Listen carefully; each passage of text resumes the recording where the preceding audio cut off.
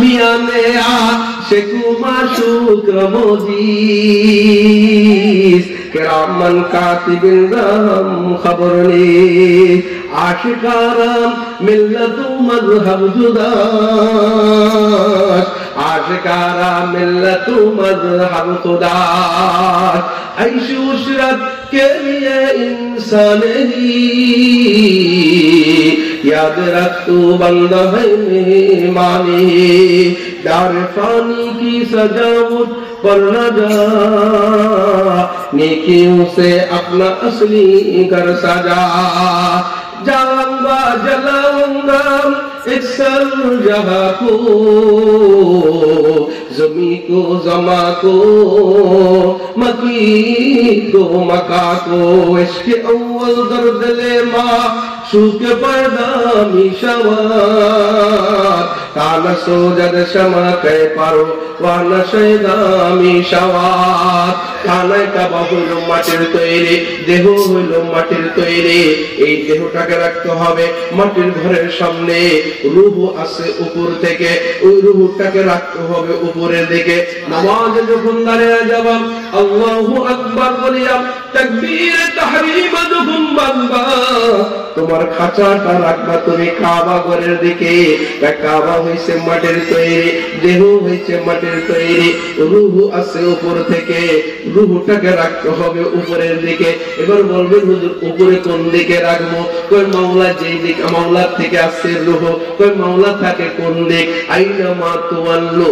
ফাসাম্মা ওয়াজহুল্লাহ जिधर देखता हो उधर तू है इधर तू है उधर तू है जिधर देखता हो उधर तू है हजर में शजर में तेरी रंग वो है जिधर देखता हो उधर तू है तू खुदावंदे अमीनी तू खुदावंदे शिमाली तो खुदावंदे ज़मीनी तो खुदावंदो समावी वल्ला सुबहानल्लाह भाई हुजूर रूहटा तो আসছে আল্লাহর থেকে রূহটাকে রাখতে হবে আজা খাহি দাশ কঙ্গর দাগো হায় সিনারাম তাজা খাহি দাশ কঙ্গর দাগো হায় সিনারাম গাহ গাহে বাজ খানি কিসায়ে ইফারে নারাম দুরি কান্দের মানুষেরাম চলেন না একটু পিছনে গিয়া বেড়াইয়া আসি এই আসমান জমিন কিচ্ছু ছিল না আপনার আমি দুই চোখে যাহা কিছু দেখি এগুলো কিচ্ছু ছিল না আসমান আল্লাহ তাআলা বানাইলেন 2 দিনে জমিন বানাইলেন 2 দিনে আসমান জমিন ডেকোরেশন করলেন 2 দিনে 6 দিনে পুরো কমপ্লিট হয়ে গেল হাজার হাজার সেগুনের মখলুকাত বানাইলেন এদেরকে বানাইয়া দুনিয়াতে ছেড়ে দিলেন খেল তামাশা করো এবার এরা তিরিং বিরিং করে পাখিতে কিচির মিচির করে গরুতে হাম্বা হাম্বা করে বুরকিতে ভ্যা ভ্যা করে আরো অনেক কিছুতে অনেক আওয়াজ টাওয়াজ করে ফেরেশতারা অনবরত মাওলা পাকের জিকির করে সুবহানাল্লাহ আলহামদুলিল্লাহ লা ইলাহা ইল্লাল্লাহ সুবহানাল্লাহ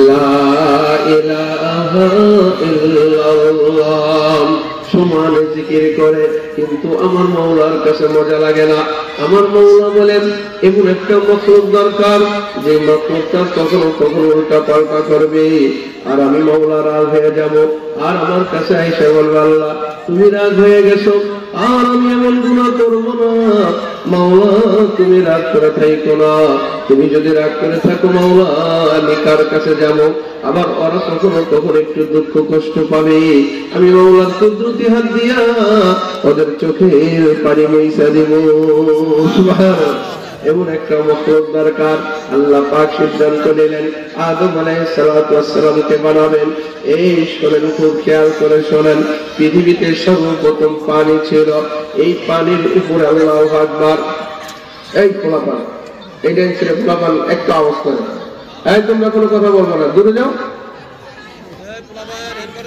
মেরে মুহতারাম ভাই পৃথিবীতে প্রথমে পানি ছিল, এই পানির ঢেউ আকারে পশ্চিম দিক থেকে ধাক্কা হয়ে সামনের দিকে অগ্রসর হয়, আবার পূর্ব দিক থেকে পানির ধাক্কা হইয়া সামনের দিকে আসতে থাকে, উত্তর এবং দক্ষিণ দিক থেকে চতুর্মুখ থেকে পানির ধাক্কা হইয়া হইয়া সামনের দিকে আসতে থাকে।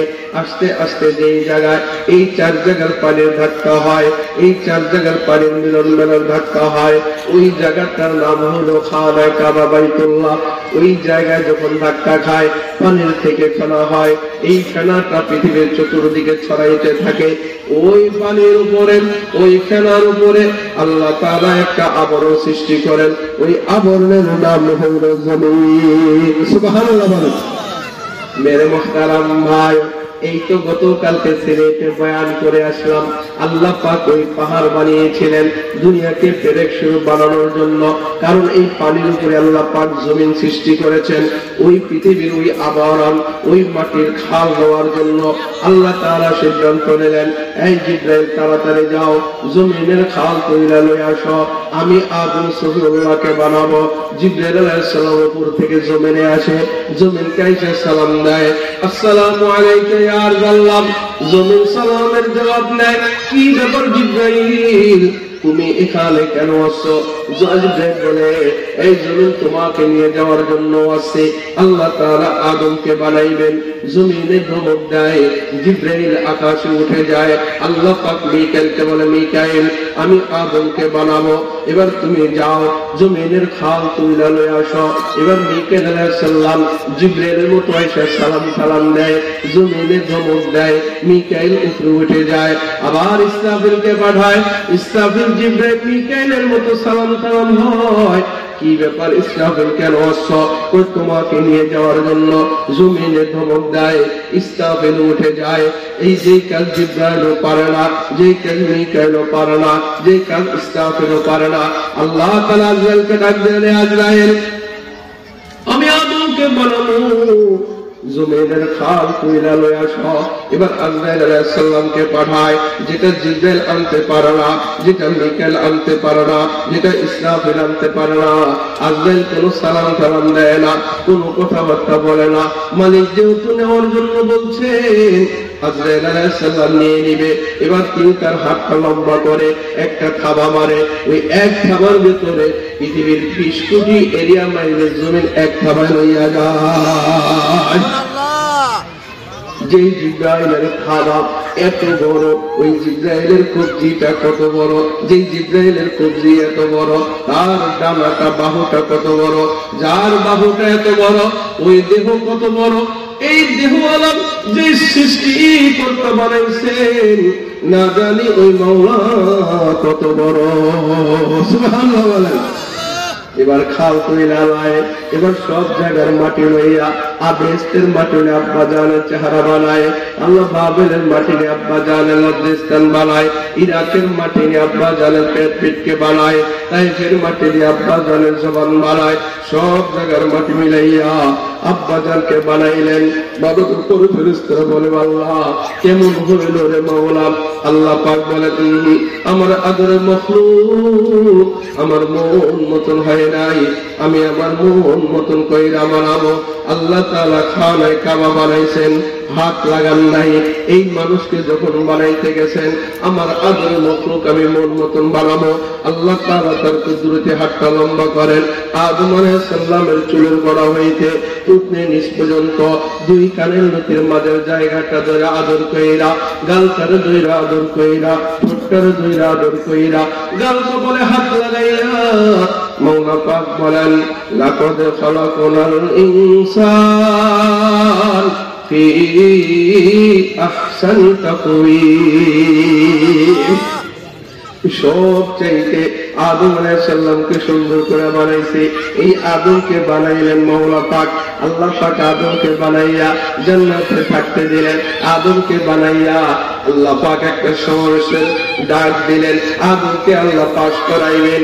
এবার আদমকে সব জিনিসের শিক্ষা দিলেন। এই শিক্ষা আজকে যে দড়িকান্দে দারুল উলুম মহিলা মাদ্রাসায় যেই শিক্ষাটা দেয়, আল্লাহ পাক এই সব শিক্ষাগুলা আব্বা জান আদম আলাইহিস সালামকে শিক্ষা দিলেন। এবার ফেরেশতাদেরকে বললেন, এই ফেরেশতারা তোমরা বলো তো এই যে জিনিসটার নাম কি? এবার জিনিসটার কথা বলতে পারো না। মাওলা তুমি যতটুকু জানাইছো ততটুকু জানি, বাহিরে জানি না। এ আদম তুই কি জানোস নিকাহা?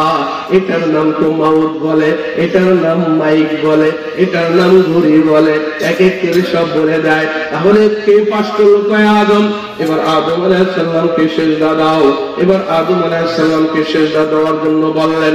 সব ফেরেশতাদের আগে একজন ফেরেশতা সর্বপ্রথম সিজদা দেয়, তার নাম ইসরাফিল আলাইহিস সালাম। এই ইসরাফিল আলাইহিস সালাম সর্বপ্রথম সিজদা দেওয়ার কারণে আল্লাহ পাক বলে, যে কুরআনুল কারীম আমি লৌহে মাহফুজে লিখে রেখেছি, ওই হুবহু ওই লৌহে মাহফুজের পুরো কোরআনটা আল্লাহ তাআলা ইসরাফিল আলাইহিস সালামের কপালের ভিতরে লিখে দিলেন। বলেন সুবহানাল্লাহ। সবাই সিজদা দেয়, কিন্তু একজনে সিজদা দেয় না। ওই জনের নাম কি? কত কইতারেননি? ইবলিস। এবার কত হইল? ইবলিসটা তখন তো ইবলিস ছিল না, তখন তো ফেরেশতাদের লিডার ছিল, মালিকের বড় গোলাম ছিল। এমন গোলামি করেছে, ফেরেশতাদের সিজদার চাইতে মালিক তার সিজদা পছন্দ করছে। আজকে এই সময় কেন সিজদা দিল না? এই যে এই মানুষটা, এই শয়তানরা যে কখনো তো শয়তান ছিল না, ওই সময় যে সিজদা দিল না, কে ওরে ধোঁকা দিল? কে ওকে এই সিজদা থেকে নিষেধ করলো? প্রথম একটা শয়তান, প্রথম একটা দুশমন। আমাদের চারটা দুশমন আছে। এক নম্বর হইল নফস। এই নফস নামক শয়তান ওই দিলের ভেতর থেকে এবার উকি মাইরা কয়, শয়তান তুই যদি আদমের সিজদা দাস, তাহলে আদম তো মানের দিক দিয়া তোর চাইতে নিচু। কয় কেমনে নিচু হয়? কয় আনা খায়রুম মিনহু খালাকতানি মিন নার ওয়া খালাকতাহু মিন তিন। তুই তো জানোস তোর বানাইছে মাওলা পাক আগুন দিয়া, আগুন নিচে ধরাইয়া দিলে ধরতে ধরতে ধরতে উপরের দিকে যা আছে সব পুইরা ফালায়। আগুনের গতি উপরের দিকে, মাটি যদি উপরের দিকে মারে মাটি নিচের দিকে আসে। মনে মনে এই কথাগুলা নফস এবার ওই ইবলিস কলবের ভিতরে দেয়া যায়। এবার মাওলা কয়, এই ইবলিস, সবাই যখন সিজদা দিল তুই কিনে দিলি না। এতদিন তো আসমানে সিজদা দিলে, জমিনে তো কোথায় ফাঁকা রাখলি না। দ্বিতীয় আসমানে সিজদা দিলে, সিজদাই তো দিয়া দিয়া আমার কাছে চলে আসলে, আজ কেন এই হুকুম অমান্য করলে? এবার ইবলিস সাহেব বলে, আল্লাহ তুমি কি বোঝো না? কি বুঝাইতে চাস তুই বলস না? আমি বুঝাইতে চাই, আমাকে তুমি যে জিনিস দিয়া বানাইছো এটার গতি হয় উপরের দিকে। আমার বানাইছো আগুন দিয়া, আগুনের গতি যায় উপরের দিকে। আগুনকে বানাইছো মাটি দিয়া, মাটির গতি হয় নিচের দিকে। উপরওয়ালা নিচেকে সিজদা করলে কেমন কেমন যেন হয়ে যায়। এটা তো তা আমার শানে মানায় না। আল্লাহ পাক ভগবত দিলেন, এই পদার্থ বিজ্ঞানী হয়ে গেছো, খালেকের সামনে তুই বিজ্ঞানী দেখাইতে গেছো। এবার আল্লাহ পাক বল, ফাখরুজ আলাইনা ওয়া ইন্না, কি যেন আছে? ফাখরুজ আলাইনা, হ্যাঁ ফাহবিত মিনহা, এরকমই আছে একটা, যে এই ইবলিসের হয়ে যা। আমার আদমকে যখন সিজদা দিলি না, মেরে মুহতারাম ভাই, আনা খায়রুম মিনহু খালাকতানি মিন নার ওয়া খালাকতাহু মিন তিন। আমারে বানাইছো আগুন দিয়া, আগুনরে বানাইছো মাটি দিয়া। এই যে আমি বুঝাইতে চাইছিলাম, আল্লাহ পাক আদম আলাইহিস সালাতু ওয়াস সালামকে বানাইলেন, সিজদা দেওয়ার জন্য বললেন। এই ফেরেশতাটা, এই ইবলিসটা ছিল ফেরেশতাদের লিডার। ইনি যে সিজদাটা দিল না, সর্বপ্রথম একে যে ধোঁকা দিয়েছিল তার নাম হইল নফস। তার নাম কি? তার নাম কি বলেন? তাহলে নফস হলো আমাদের প্রধান দুশমন।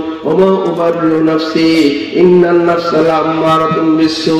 তোমার নফস তোমার কলবের নিচে থাইকা তোমারে উকি মারে, তোমারে খোঁচা দেয়, তোমার ভিতরে কুমন্ত্রণা দেয়। একে নফস, একে রূহ, একে দিল, ওয়ালাকিন দর ফরপে হর হাসতে মুশকিল। আমাদের বুজুর্গ ডক্টর মুস্তাক আহমদ সাহেব হুজুরে বলেন, আমাদের দাদা ইশাব সুলতান আহমদ নানুপুরি হযরত বলেন, তোমার এই দিলের ভিতরে তিনটা জিনিস বসবাস করে। দিল থাকে মাঝখানে, নফস থাকে নিচে, রূহ থাকে উপরে।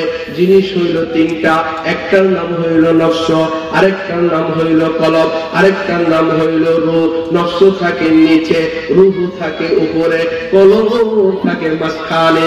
নফস বড় শক্তিশালী, রূহ বড় শক্তিশালী। মাঝখানে যে কলবটা আছে এটা বড় শক্তিশালী না, এটা জ্বলন্ত অবস্থায় থাকে। কয়েক ব্যাপার সেবার কি কেমনে কি হয়?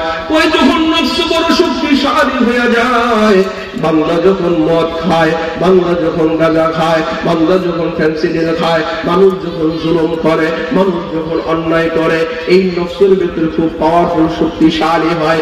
এই নফসটা কলবটার টান দিয়া নফসের সাথে লাগাইয়া ফেলায়। তখন মানুষটা দিনের কথা ভালো লাগে না, নামাজ পড়তে ভালো লাগে না, উযু করতে ভালো লাগে না। ওরে গান দিয়া যদি গানের ময়দানে রাতকে রাত কাটাই দিতে পারে, কিন্তু ওয়াজের ময়দানে 1 মিনিট সহ্য হয় না। ও মদের আড্ডার ভিতরে ঘন্টাকে ঘন্টা শেষ করতে পারে, কিন্তু মসজিদে আইসা 10 মিনিটের জন্য নামাজের সুযোগ হয় না। কথা বল ঠিক কিনা? কেন? ওই নফস টান দিয়া কলবটারে নিচে লাগাইয়া নিছে। এরপরে বুঝলাম না মানুষ যখন ভালো কাজ করে কেমনে করে জানেননি?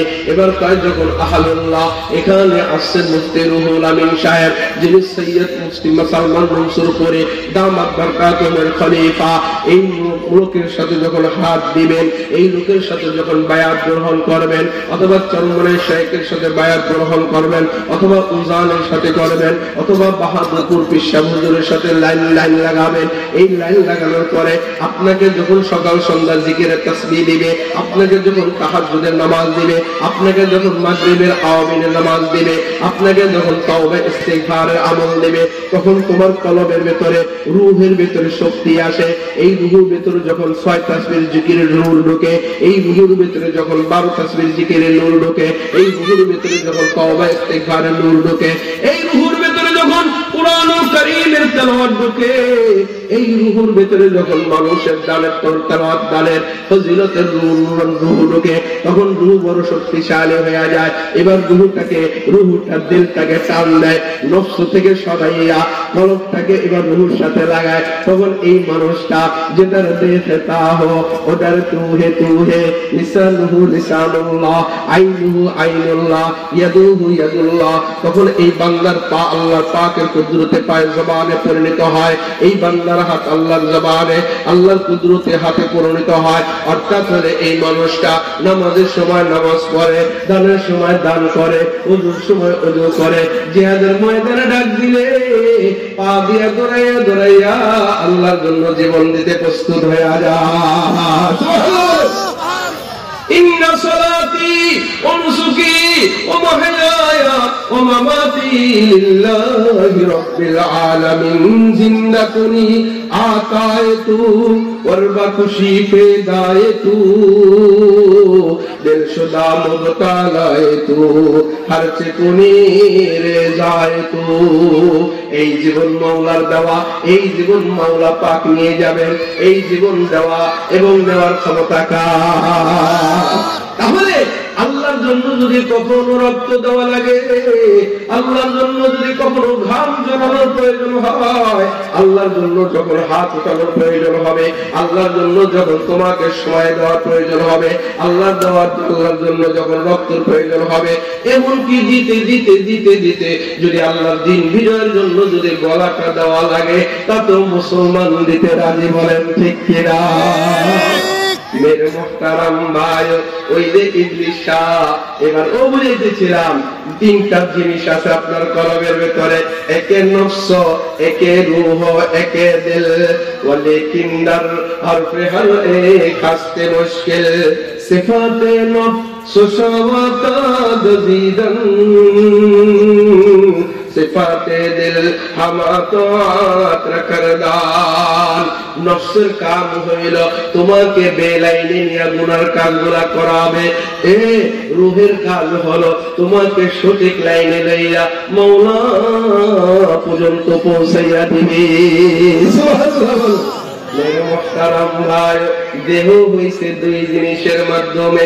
একটা হইল মাটি, এই মাটি দিয়া দেহের খাঁচাটা বানায়। আবার এই দেহটাকে মানুষ বলে না যতক্ষণ না রূহ আল্লাহ পাক দেহের ভিতরে ঢেলে দেয়। রূহ আসে উপর থেকে, দেহ আসে মাটির থেকে। কন্যা সুবহানাল্লাহ। তাহলে কয় জিনিসের নাম মানুষ? 2 জিনিস। একটার নাম রূহ আর একটার নাম শরীর। ওই তোমার শরীর আছে রূহ নাই, এর মানুষ কয় না, এর লাশ কইয়া দাফন কইরা দেয়। ওই রূহ আছে ওর বডি নাই, তাহলে তার মানুষ কইব না, কারণ রূহ তো দেখা যায় না। ওমা ইয়ানতিকু আনিল হাওয়া ইন হুয়া ইল্লা ওয়াহয়ুন ইউহা। আমার আল্লাহ পাক বলে, বন্ধু রূহ সম্পর্ক কিন্তু আপনাকে জিজ্ঞাসা করা হবে। আপনাকে যদি জিজ্ঞাসা করে ইয়াসআলুনাকা আনির রূহ কুলির রূহু মিন আমরি রাব্বি, আপনি বলে দিবেন এই রূহটা কি ধলা, এই রূহটা কি কালা, এই রূহটার আকৃতি মানুষের মতো কিনা। কই আমি কিচ্ছু জানি না। একটা উত্তর দেয়া দেবা, মালিক রূহ, মালিকের একটা আদেশ, এই আদেশটা কেমন এটা মালিক ছাড়া কেউ জানে না। সুবহানাল্লাহ বলো। রূহ কি কেউ দেখাইতে পারেনি? কোন দেখাইতে পারেনি? কোন দিকটা রূহ বাইরে যায়? মা যখন মৃত্যুবরণ করে, আপা যখন মৃত্যুবরণ করে, আপনার আদরের ছেলেটা যখন আপনার হাতের উপরে মৃত্যুবরণ করে, আরে আপনার কলেজের বিবি যখন আপনার হাতের উপর থেকে মৃত্যুবরণ করে, অনেকে দেখেছেন বাবার মুখে পানি দেয়, পানি ফেরত আসে, চোখের সাথে চোখ লাগাইয়াই থাকে, বাবার চোখের দিকে তাকাইয়াই থাকে, কেউ হাত ধরেই থাকে, কিন্তু এত এর ভেতর দিয়াও রূহটা কোন দিক দিয়ে চলে গেল কেউ কোনদিন টের পায় না। কথা বলেন ঠিক কিনা? মেরে মোহতারাম ভাই, আমি অনেক গভীরে চলে যাচ্ছি, মনোযোগ দিতে শুনতে ইনশাআল্লাহ। লা ইলাহা ইল্লাল্লাহ। যারা বাজার আছেন দ্রুত চলে আসেন। লা ইলাহা ইল্লাল্লাহ, লা ইলাহা ইল্লাল্লাহ, লা ইলাহা ইল্লাল্লাহ, লা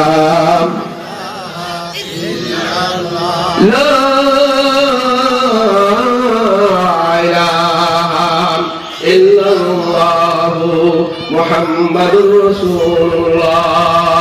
বলতেছিলাম আমার বাবারা, দুই জিনিসের নাম হইল মানুষ, একটার নাম হইল শরীর আর একটার নাম হইল রূহ। শরীর হয়েছে মাটির থেকে, রূহ আসছে উপর থেকে। দুই জিনিসের মিলন যখন ঘটে তখন এই মানুষটা হয় পরিপূর্ণ মানুষ। বলেন সুবহানাল্লাহ। ওমা খালাকুল জিন্না ওয়াল ইনসা ইল্লা লিয়াবুদুন। বলেন সুবহানাল্লাহ। মা খালাকুল জিন্না ওয়াল ইনসা বাকা জুজ ইবাদাতুল ইস্তেমাকসুদ আল্লাহ। দুই জিনিসের মাধ্যমে আল্লাহ পাক মানুষ বানাইয়া ঘোষণা দিয়ে দিলেন।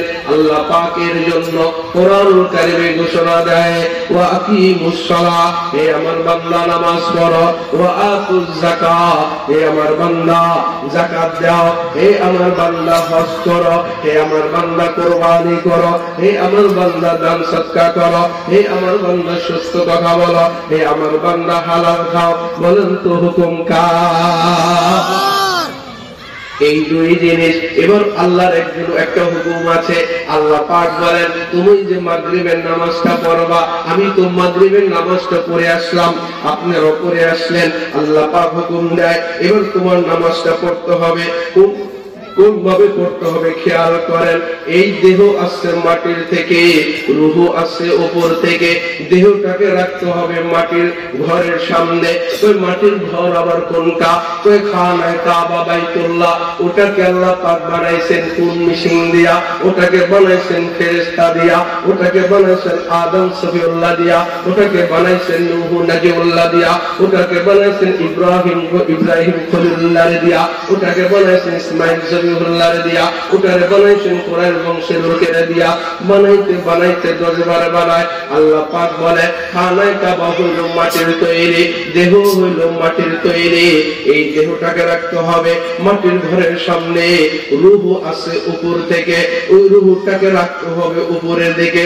নামাজে যখন দাঁড়িয়ে যাবেন, আল্লাহু আকবার বলিয়া তাকবীরে তাহরিমা যখন বাঁধবা, তোমার খাঁচাটা রাখবা তুমি কাবা ঘরের উপরের দিকে। কাবা হইছে মাটির তৈরি, দেহ হইছে মাটির তৈরি, রূহ আছে উপর থেকে, রূহটাকে রাখতে হবে উপরের দিকে।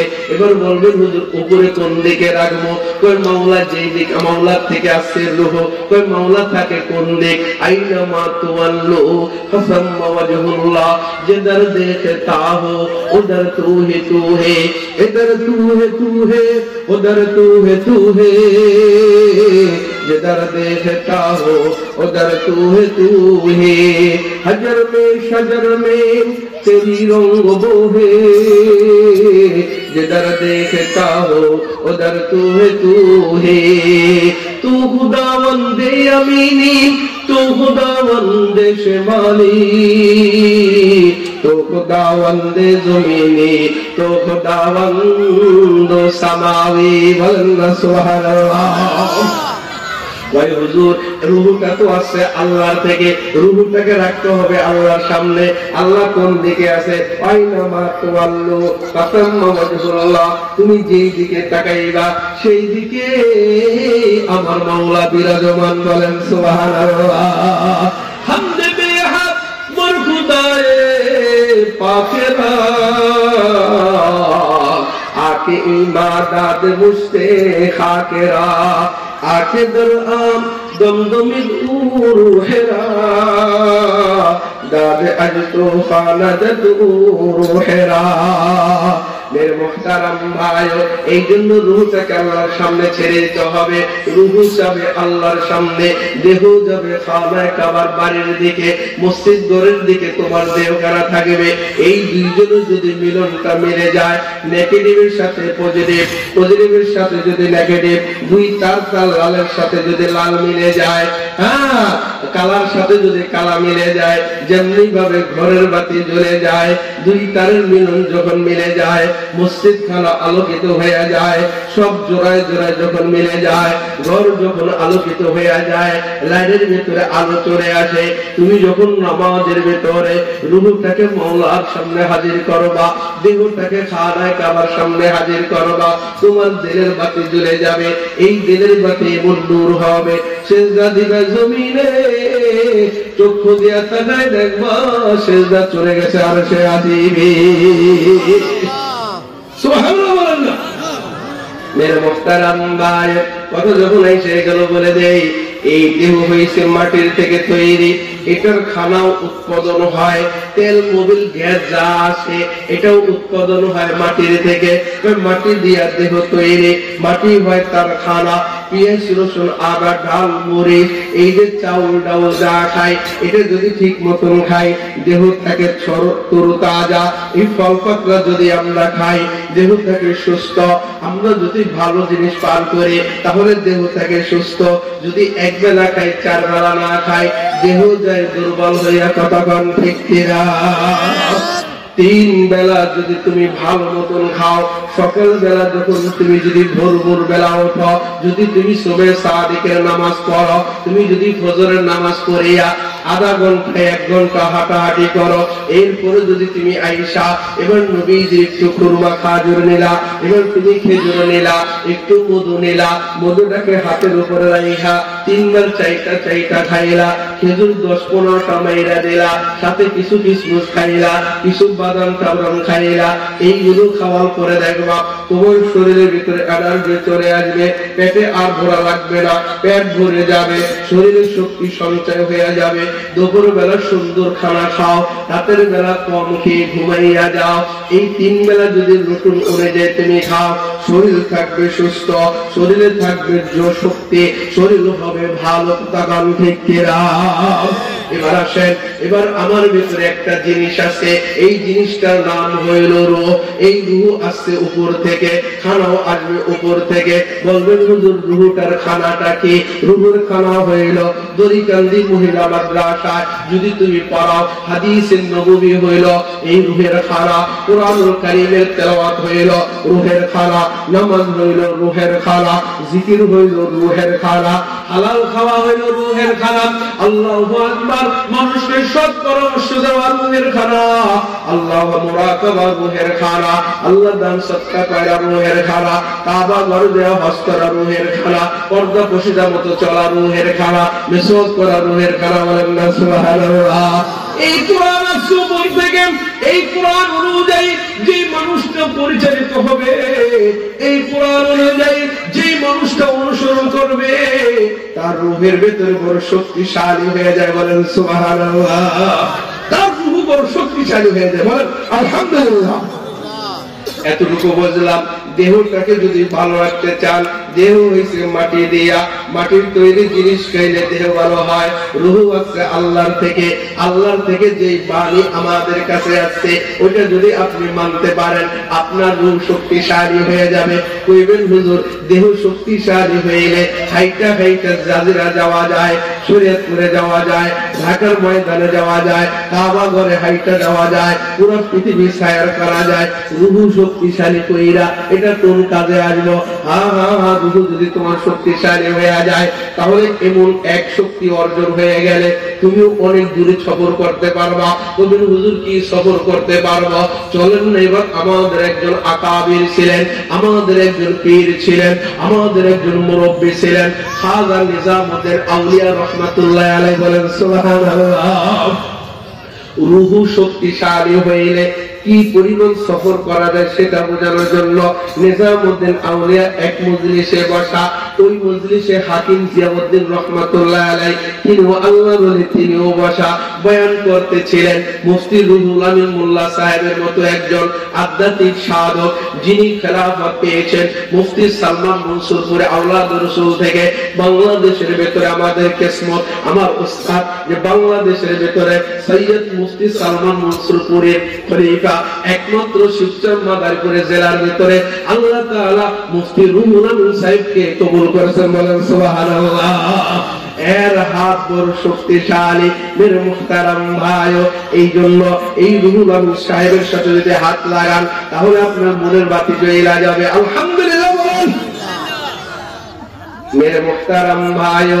এই জন্য এই শরীরকে যদি সুস্থ, এবার বলতেছিলাম খাজা নিজামুদ্দিন আউলিয়া রূহ যদি শক্তিশালী হয় কি হয় বয়ান করতেছিলেন। একজন আধ্যাত্মিক সাধক, এমন একজন আল্লাহ বয়ান করতেছিলেন, প্রেমের গল্প স্বল্প করতেছিলেন, মালিকের আশিক মালিকের মারিফতের বয়ান করতেছিলেন, আশিক মাসুকের বয়ান করতেছিলেন। এক পর্যায়ে বয়ান যখন করতেছিলেন, ইশকের আগুন মানুষের কলমের ভিতরে ধরে গেছে। খাজা নিজামুদ্দিন আউলিয়ার দিলের ভিতরে আগুন লেগে গেছে, প্রেমের আগুন জ্বলা উঠছে। যার প্রেমে তিনি পাগল, ওই মাসুকের নাম যখন নেয় আশিকের শরীরের ভিতরে আগুন ধরে যায়। বলেন ঠিক কিনা?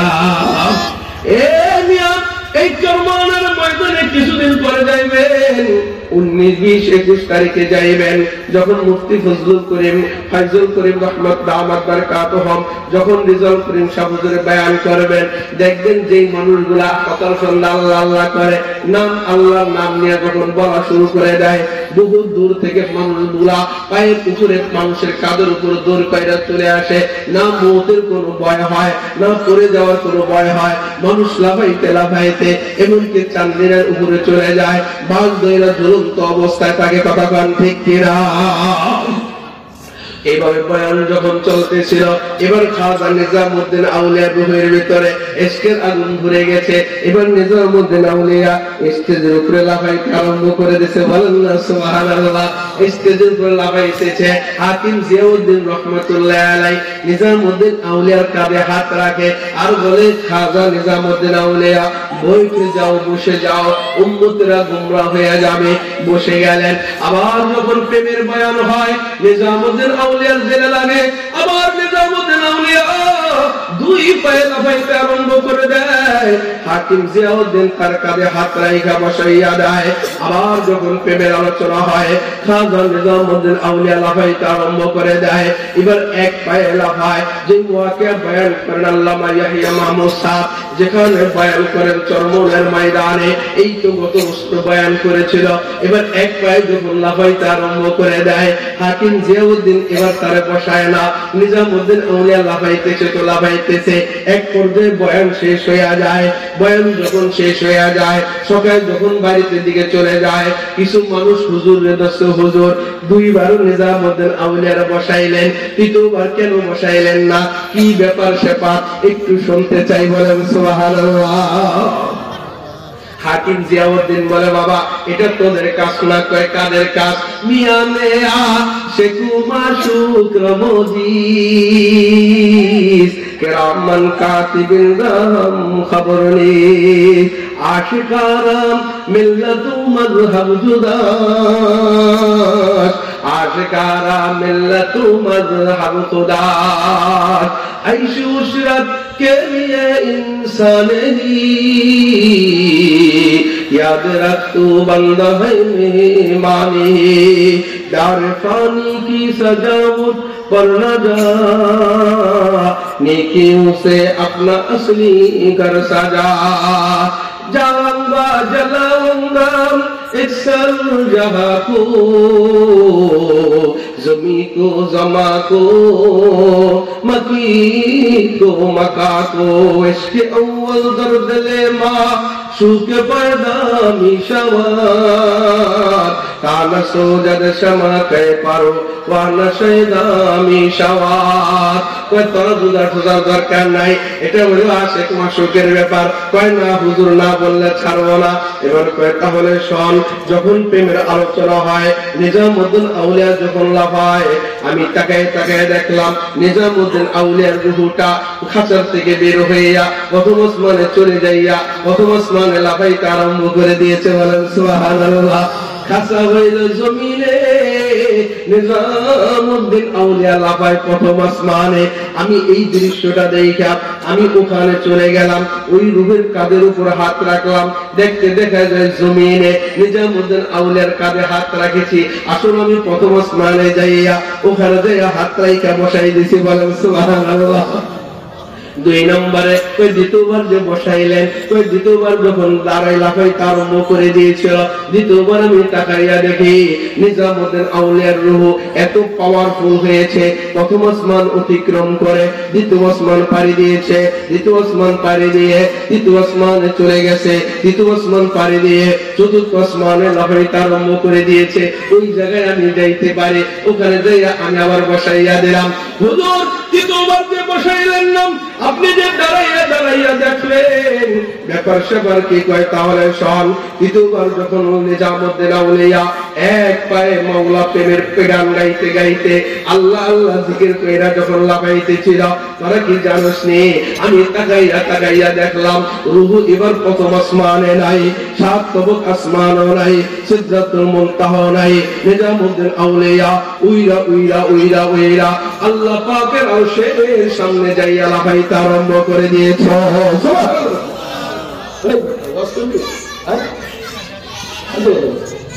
নিজামুদ্দিন আউলিয়ার রূহ আল্লাহর আরশের বাড়ির সামনে যাইয়া লাফানো আর বলেন নারায়ে তাকবীর, নারায়ে তাকবীর, মুফতি রুহুল আমিন সাহেবুদ্দিন আজম, নারায়ে তাকবীর। আদান পর্যন্ত আমার উস্তাদ যার কথাই বলতেছিলাম সুলুকের লাইনে দেওবন্দের আল্লাহু আকবার আওলাদে রাসূল মুফতি সালমান মনসুরপুরি দামাত বারাকাতুহু আজাল্লে খলিফা বাংলাদেশের এই একজন মানুষ আমরা পেয়েছি। এরকম সুহবতওয়ালা মানুষ আর বাংলাদেশের ভেতর পাইবেন কি পাইবেন না আমি জানি না। সিলেটের ময়দানে আসে আমাদের মাদারীপুর শিবচর থানা, ওই যে বড় কেশাপুরের ভেতরে আল্লাহ তাআলা এই দৌলত আমাদেরকে দিয়েছেন, বলে আলহামদুলিল্লাহ। হুজুরের নেক হায়াত দান করে সকলে বলে আমিন। মেয়ের মুহতারাম ভাই বলতেছিলাম রূহ যখন শক্তিশালী হয়ে যায়, আমার উস্তাদকে আমরা দেখেছি এখনো রাতের বেলা যখন বয়ান করে মাদ্রাসায় ফেরতাম, আমার উস্তাদ এক শরীরটা এত ক্লান্ত, তারপরও দেখি জিকিরের মুরাকাবায় বসা, জিকিরের উপরে তালিম দেয়। আমাদেরকে বলছেন জিকির উপরে কিচ্ছু নাই, জিকিরকে শক্তিশালী ভাবে ধরো, এই জিকির তোমার টানতে টানতে লামাকান পর্যন্ত চলে যাবে। সুবহানাল্লাহ। শরীর শক্তিশালী হইলে দুনিয়া ছায়ার করা যায়, রুহু শক্তিশালী হইলে কত জায়গা পর্যন্ত যাওয়া যায়। এবার নিজামুদ্দিন আউলিয়ার রুহু আল্লাহ পাকের আরশের বাড়ির সামনে যাইয়া লাফাইতে আরম্ভ করে দিয়েছে। আমি কোনায় দাঁড়াইয়া দাঁড়াইয়া দেখতেছিলাম, হায়রে একজন মানুষের রুহু এবার কত বড় আল্লাহওয়ালা হতে পারে, কত বড় শক্তিশালী হইলে এত উপরে চইলা যাইতে পারে। ওখানে যাইয়া মাওলা পাকের সামনে কথোপকথন শুরু করে দিছে। আমার সাধ্য হলো না, আমি যদি ওখানে যাইয়া নিজামুদ্দিন আউলিয়ার নামাইতে চাই, মালিক যদি আমার ধমক দেয়, মালিক যদি আমার ধরে বসে, তোর কে স্পর্ধা দিল এখান থেকে, আমার বাংলাকে আমার থেকে তুই নিয়ে নিলি, এই ভয়ের চোটে আমি আর নামাইলাম না। নিজামুদ্দিন আউলিয়া এক পায়ে লাফাইতে আরম্ভ করলো। বলেন সুবহানাল্লাহ। এটা হলো রূহের শক্তিশালী ব্যাপারটা। কইল এমন মুসা আলাইহিস সালামের জমানার রাখাল যখন বকরির চাহিদা দিয়া, এবার সবগুলোকে চাহিদা দিয়া মুরাকাবায় বসে গেছে। মুরাকাবায় বসে আল্লাহর সাথে কথা দেয়া কয়, কি কয় জানেননি? মুরাকাবা যখন করতে হয়, ডাইনে মাকামে ইব্রাহিম, বামে হজরে আসওয়াদ, পিছনে জমজম, সামনে খানায়ে কাবা, বাইতুল্লাহ, এইভাবে যখন মুরাকাবা কইরা এবার রাখাল যখন আল্লাহর কাছে চলে গেছে, এবার মোর রাখাল কয়, আল্লাহ তোর যদি পাইতাম বকরি দুধ দহন কইরা খাওয়াইতাম, তোর যদি পাইতাম মাথার উপর মাইরা দিতাম, তোর যদি পাইতাম সেরুন দিয়া মাথা আশ্রাইয়া দিতাম, তোর যদি পাইতাম রুটি বানাইয়া দুধ দিয়া খাওয়াইতাম। কথা যখন মৌলার সাথে বলতেছিল, রুহু শক্তিশালী হইলে কেমন হয়। এবার জালালি মুসা আলাইহিস সালাম কথা যখন শুনে ফেলে, ধমকটা যখন দিয়েই দেয়, এবার তার কাইটা যায়, এবার রাখাল দৌড় দেয়। আল্লাহ পাক মুসা আলাইহিস সালামকে বলে, মুসা ওহি আহমদ সুয়ে মুসা আল খুদা, বান্দায়ে মারা তেরা কর দে জুরা। আমি আদমকে বানাইছিলাম আমার বান্দাদেরকে, ওদের সন্তানদেরকে দ্বীনের পথে দাওয়াত দিয়া আমি মাওলার সাথে জড়াইয়া দিবে। নূহ নবীকে বানানোর মাকসাদ ও বলা বান্দাদেরকে বান্দার সাথে মিলিয়ে আল্লাহর সাথে মিলিয়ে দিবে। মুসা নবীকে বানানোর মাকসাদ হইল যারা আল্লাহকে চেনে না মালিকের সাথে মিলাইয়া দিবে। ইব্রাহিম নবীকে বানানোর মাকসাদ একই, ও যারা মাওলারে চেনে না মাওলার পরিচয় তাদের সামনে দিবে। ইসমাইল নবীর একই বানানো মাকসাদ, 1,24,000 পয়গম্বর বানানোর মাকসাদ এক, এর ভিতরে 313 জন বা 15 জন রাসূল বানানোর মাকসাদ এক। এখনো যারা আমাদের পীর মাশায়েখরা এই কাজগুলা করতেছেন, এই মাকসাদও এক। যারা আল্লাহ থেকে হারাইয়া গেছেন, আল্লাহ থেকে জুদা আছেন, আপনাদেরকে হাত ধইরা ধরাইয়া মাওলার সাথে মিলাই দিতে চাই। বলেন সুবহানাল্লাহ। ওই কোন করে গান রাখতে গেল নাই, আওয়াজ নাই, সব একজন জবাব নেন। আল্লাহু আকবার।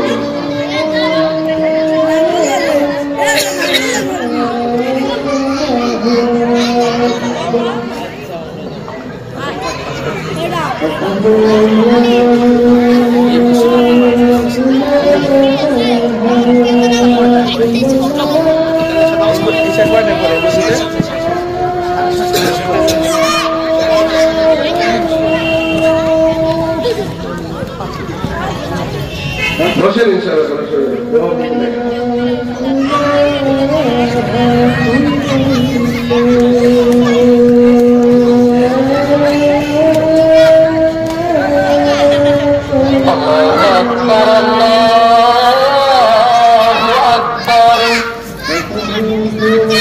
Allah